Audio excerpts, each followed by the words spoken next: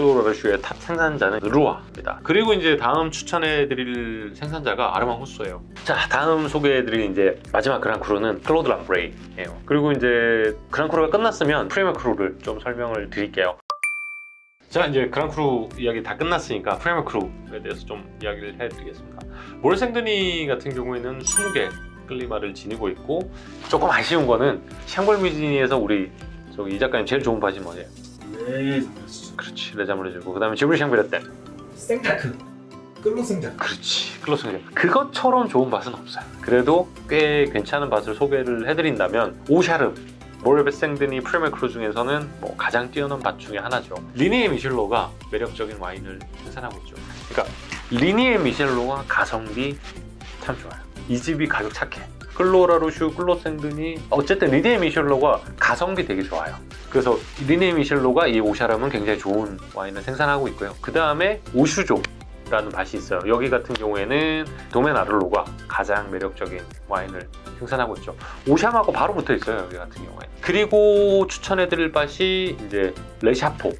여기는 이제 클로생드니 언덕에 위치를 하고 있는데 지브리 샹베르땡을 연상시키는 탄탄한 구조감이 좀 돋보이죠. 그리고 이제 제가 개인적으로 좋아하는 밭은 클로데 조른, 클로라르슈 바로 아래편에 위치한 밭이거든요.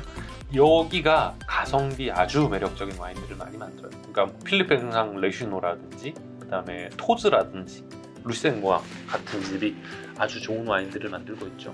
그 다음에 또 추천을 해드린다면 클로소르베 같은 경우에는 접근성도 좋고 다가가기 쉬운 스타일의 와인을 생산하고 있는데, 여기는 이제 다비드방이라든지 이제 프리에가 좋은 와인을 생산하고 있죠. 그 다비드방이 가지고 있는 클로소르베 모르생드니 거를 제가 예전에 제키 툴로쇼 것도 마셔봤거든요. 맛은 있어. 근데 1000불 주고 사기는 아니다. 차라리 다비드방을 먹자. 그리고 이제 우리 이 작가님이 좋아한다는 몽루이장 탑 화이트들이 여기서 많이 나오죠. 그 다음에 이제 프리미엄 크루는 그 정도 소개를 해드리고요. 그 다음에 빌라지에서 소개해드릴 만한 클리마가 클로따르 바로 옆에 붙어있는 엉라휘 드 베르지. 여기 같은 경우에는 레드하고 화이트 다 만들고 있고요.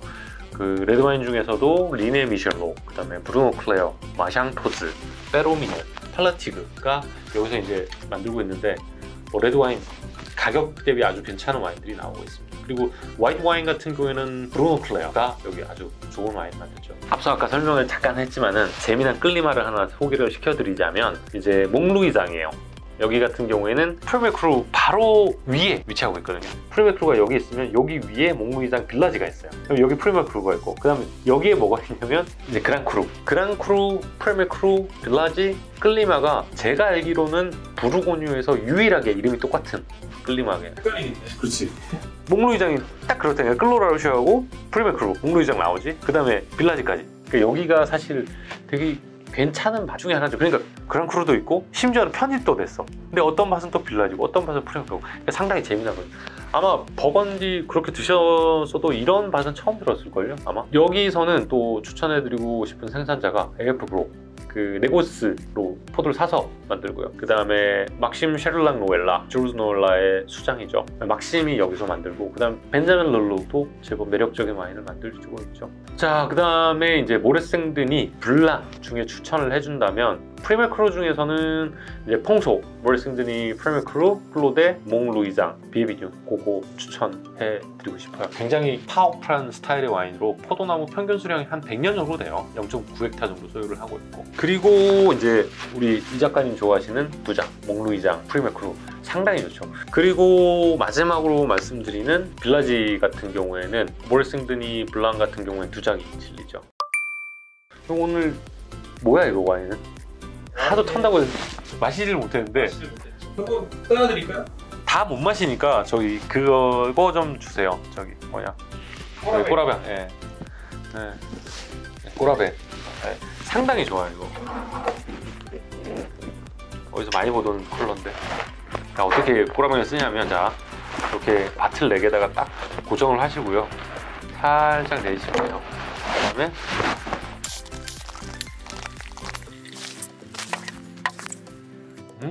줄기 두 장이네. 두 장이에요? 모래생들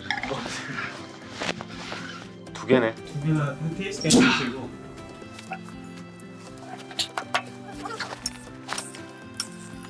이것도 거의 고장 나고 있어 지금. 두 개 차이에 대해서 좀 설명해주세요.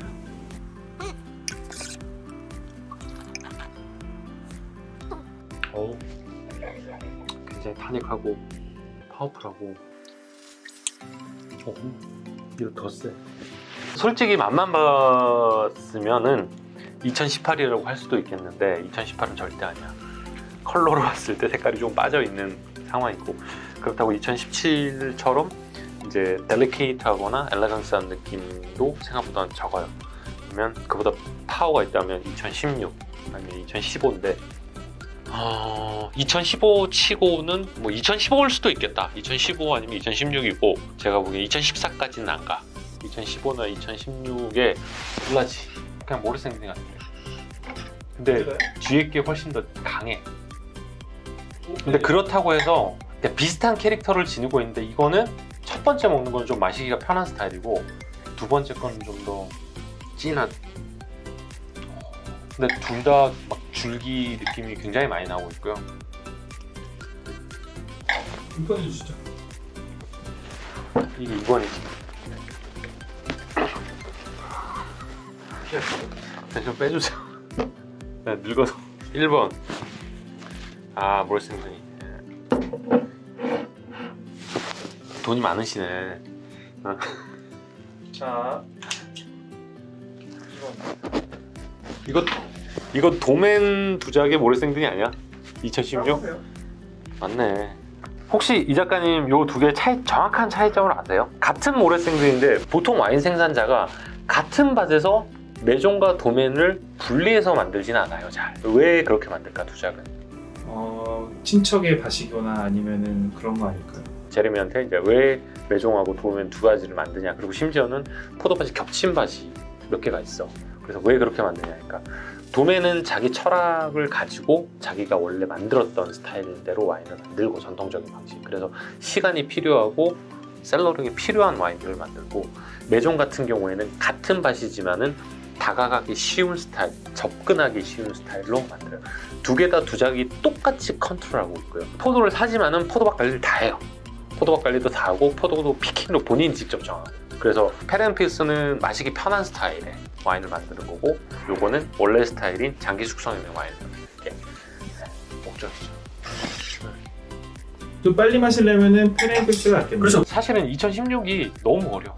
2016이 상당히 강한 빈티지예요. 18이 더 강하다고 하는데 제가 보기엔 16이 훨씬 더 강해요. 지금 이거 빌라딘데도 최소한 앞으로 5년은 더 둬야 될 것 같은데, 메종도 이거는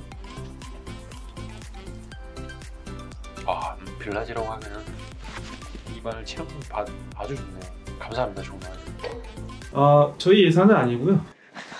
아토님의 셀러 예산이. 계속 말씀드리면 저희는 예산이 없어요. 어디서 나온 와인인지 잘 고민해 보시고.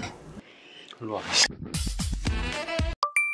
자, 오늘은 이제 모래생드니를 전반적으로 좀 훑어 드렸어요. 그래서 저도 지금 촬영 러닝 타임만 거의 한 2시간 돼가는 것 같은데, 모래생드니에서 자세히 설명을 드렸고, 다음 시간에는 이제 모래생드니의 거장 도맨 두작에 대해서 한번 낱낱이 봐드리겠습니다. 지금까지 와인 마시는 아톰 이준혁이었습니다. 감사합니다. 오늘은 모래생드니의 지존 도맨 두작입니다. 두작 하면 떠오르는 게 바로 이제 클로로 라루슈인데, 사실 두작의 와인들은 처음 생산했을 때는 그렇게 큰 주목을 받지 못했다고 해요. 두작은 와인을 만들 때 등급과 빈티지에 따라 상당량의 줄기를 사용하는데